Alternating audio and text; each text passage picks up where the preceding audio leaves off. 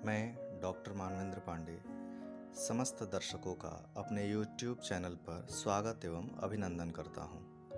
आज हम लोग वास्तु दोष के निवारण के बारे में जानेंगे।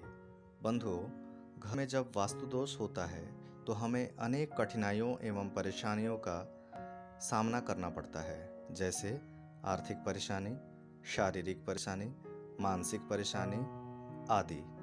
इसमें हमें ये बात समझ में नहीं आती है कि आखिर हम धन क्यों नहीं कमा पा रहे हैं, या धन यदि अर्जन कर रहे हैं यानी कमा रहे हैं तो पास में पैसा रुकता क्यों नहीं।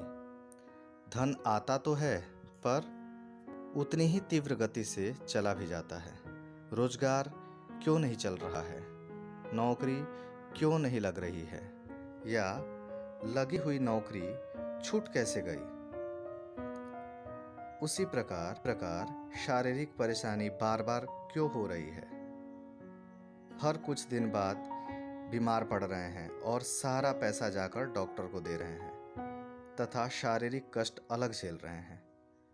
उसके बाद अनेक कठिनाइयाँ जैसे सामाजिक विरोध का भी सामना करना पड़ता है। सामान्य सी बात पर भी सामाजिक वैमनस्य हो जाता है। आइए हम जानते हैं कि इसका समाधान क्या है। भवन का निर्माण वास्तु के अनुसार ही कराना चाहिए, परंतु यदि भवन का निर्माण वास्तु के अनुरूप न हो तो कुछ विशेष बातों को ध्यान में रखकर वास्तु दोषों से बचा जा सकता है। जैसे पूजा का स्थान घर के ईशान कोण अर्थात उत्तर पूर्व की दिशा में होना चाहिए।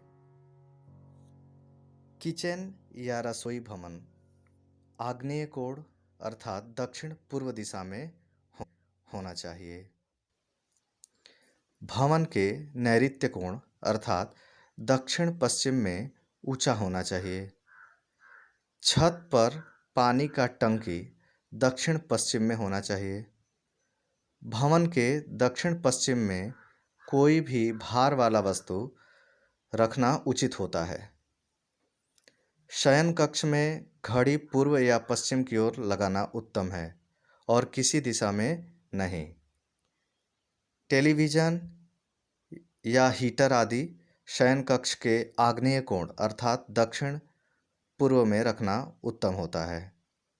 शयन कक्ष में नकद धनराशि नैऋत्य कोण अर्थात दक्षिण पश्चिम में अथवा दक्षिण में रखे अलमारी का मुख उत्तर की ओर रखना चाहिए। सोते समय पैर मुख्य द्वार की ओर नहीं रखना चाहिए। भवन तथा शयन कक्ष में यदि तस्वीरें लगानी हो तो उन्हें दक्षिण दिशा में ही लगाएं। फूल पत्तियों मनमोहक प्राकृतिक दृश्यों की अथवा ईश्वर के सौम्य रूप की तस्वीरें लगाना परिवार के लिए शुभ होता है। पूर्वजों की तस्वीर देवताओं की तस्वीर के साथ नहीं लगाना चाहिए। इस बात का हमेशा ध्यान रखना चाहिए। ड्रेसिंग टेबल उत्तर अथवा पूर्व की ओर रखनी चाहिए। किसी भी तरह लेटते या उठते समय उसके शीशे में अपना प्रतिबिंब नहीं दिखना चाहिए। इन सभी उपायों को करने से वास्तु दोषों से बचा जा सकता है। दर्शकों, इसी प्रकार के अन्य महत्वपूर्ण वास्तु संबंधी जानकारियों के लिए हमारे YouTube चैनल को सब्सक्राइब अवश्य करें। धन्यवाद। आपका मंगल हो।